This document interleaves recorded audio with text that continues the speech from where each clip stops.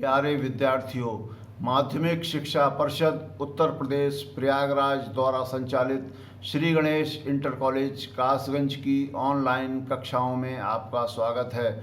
आज हम कक्षा 12 जीव विज्ञान की इकाई 2 आनुवंशिकी और विकास जेनेटिक्स एंड एवोल्यूशन से संबंधित प्रथम पाठ वंशागति तथा विविधता के सिद्धांत principles of inheritance and variations का प्रारंभ करेंगे।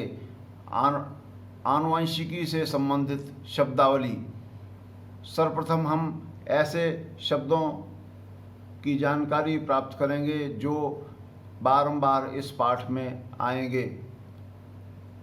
नंबर 1, वंशागत लक्षण या आनुवंशिक विशेषक, हेरिडिटरी कैरेक्टर्स और जेनेटिक ट्रेड्स।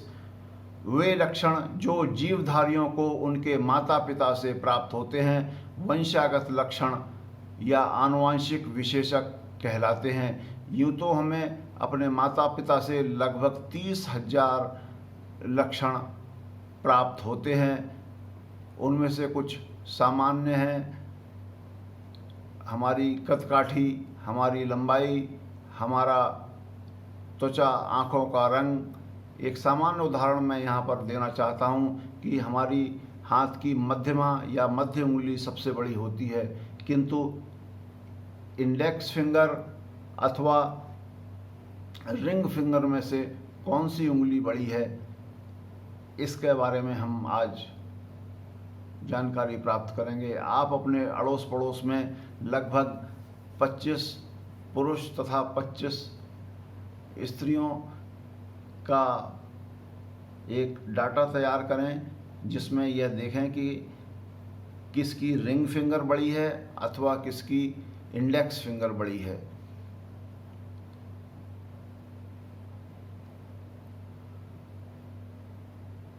वंशागत लक्षण या आनुवंशिक विशेषक शरीर की कोशिकाओं में स्थित जिन संरचनाओं द्वारा एक पीढ़ी से दूसरी पीढ़ी में स्थानांतरित होते हैं, मेंडल ने उन्हें फैक्टर या कारक नाम दिया था।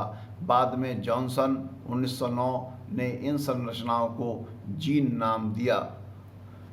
नंबर 2, वंशागति या आनुवंशिकता, हेरिडिटी और इनहेरिटेंस। वंशागत लक्षण या आनुवंशिक विशेषक के एक पीढ़ी से दूसरी पीढ़ी को स्थानांतरित होने की प्रक्रिया वंशागति या आनुवंशिकता, हेरिडिटी और इनहेरिटेंस कहलाती है। नंबर 3, आनुवंशिकी या जेनेटिक्स।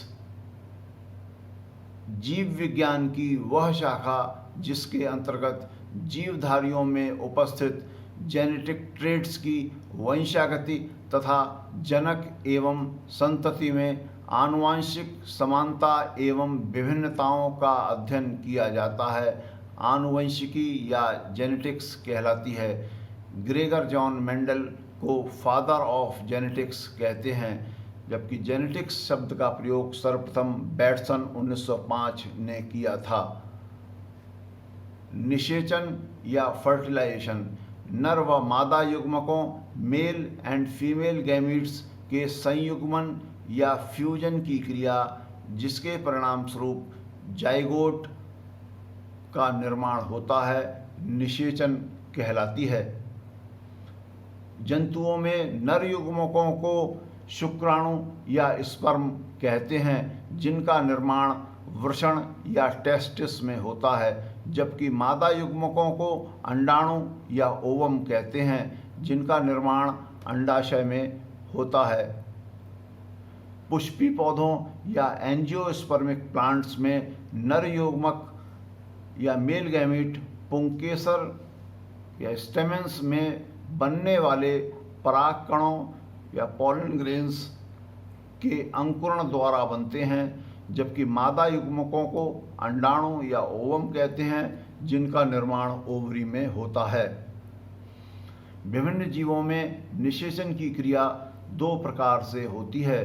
नंबर 1, स्वनिषेचन या सेल्फ फर्टिलाइजेशन, और नंबर 2, पर निषेचन या क्रॉस फर्टिलाइजेशन।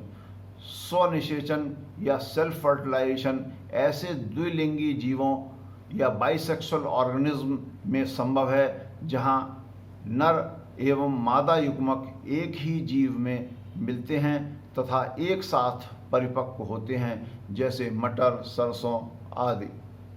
नंबर 2, परनिषेचन या क्रॉस फर्टिलाइजेशन। परनिषेचन एक लिंगी जीवों यूनिसेक्सुअल ऑर्गेनिज्म में होता है जहां नर एवं मादा युग्मक अलग अलग जीव में मिलते हैं, अथवा ऐसे द्विलिंगी जीवों या बाइसेक्सुअल ऑर्गेनिज्म में संभव है जहां नर और मादा युग्मक अलग अलग समय में परिपक्व होते हैं, जैसे पपीता, मनुष्य, केचुआ आदि। संकरण या हाइब्रिडाइजेशन। पर निषेचन जब मनुष्य द्वारा प्रयोग हेतु अथवा उत्तम आनुवंशिक लक्षणों वाली संतानें प्राप्त करने हेतु किया जाता है, तब इसे संकरण या हाइब्रिडाइजेशन कहते हैं। परागण या पॉलिनेशन। पौधे अपनी जगह स्थिर होते हैं, उनमें नर युग्मक या परागकण जिस प्रक्रिया द्वारा मादा जननांगों तक पहुंचते हैं वह प्रक्रिया परागण या पॉलिनेशन कहलाती है। किसी जाति के किसी पुष्प के परागकणों के उसी पुष्प या उसी जाति के किसी अन्य पुष्प के वर्तिकाग्र या स्टिग्मा पर पहुंचने की क्रिया परागण या पॉलिनेशन कहलाती है। परागण निम्न प्रकार से होता है। नंबर 1, स्वपरागण। यह निम्न 2 प्रकार से संभव है। Number 1, autogamy. यदि उसी पुष्प के परागकण उसी पुष्प के वर्तिकाग्र पर पहुंचते हैं तो यह क्रिया ऑटोगेमी कहलाती है। Number 2, geitonogamy. एक ही पौधे के किसी पुष्प के परागकण उसी पौधे के किसी दूसरे पुष्प के वर्तिकाग्र पर पहुंचते हैं तो यह क्रिया जीटोनोगेमी कहलाती है। संलग्न चित्र से स्पष्ट है कि ए में उसी पुष्प के परागकण उसी पुष्प के वर्तिकाग्र पर पहुंचते हैं, यह क्रिया ऑटोगेमी है, जबकि उसी पुष्प के वर्तिकाग्र उसी पौधे के किसी दूसरे पुष्प के वर्तिकाग्र पर पहुंच रहे हैं बी में, तो यह क्रिया जीटोनोगेमी कहलाती है। नंबर 2, परपरागण या जीनोगेमी। उसी जाति के किसी पुष्प के परागकण उसी जाति के किसी दूसरे पौधे के वर्तिकाग्र या स्टिग्मा पर पहुंचते हैं तो यह क्रिया परपरागण कहलाती है। अगला पॉइंट है विपुंसन या इमेस्कुलेशन। किसी द्विलिंगी पुष्प या बाइसेक्सुअल फ्लावर से उसके पुंकेसरों या स्टेमेंस को उसकी कली अवस्था में ही काटकर पृथक करने की क्रिया विपुंसन या इमेस्कुलेशन कहलाती है। अब आप प्रश्न कर सकते हैं कि हम कली अवस्था में ही क्यों काटेंगे? क्योंकि उस समय तक उसके परागकण परिपक्व नहीं होते हैं और उसमें सेल्फ फर्टिलाइजेशन या स्वपरागण होना संभव नहीं है। इसी का ही अगला पॉइंट है बैगिंग। इमेस्कुलेशन करने के पश्चात पुष्प को पॉलीथीन या कपड़े के बैग से बांध दिया जाता है, जिससे उसके वर्तिकाग्र या स्टिग्मा पर कोई अवांछित परागकण या पॉलन ग्रेन ना पहुंच सके। अंतिम बिंदु है इसमें टैगिंग। बैगिंग के उपरांत पुष्प तथा हाइब्रिडाइजेशन कराए जाने वाले परागकण या पॉलन ग्रेन्स की नस्ल को टैग लगाकर अंकित कर दिया जाता है।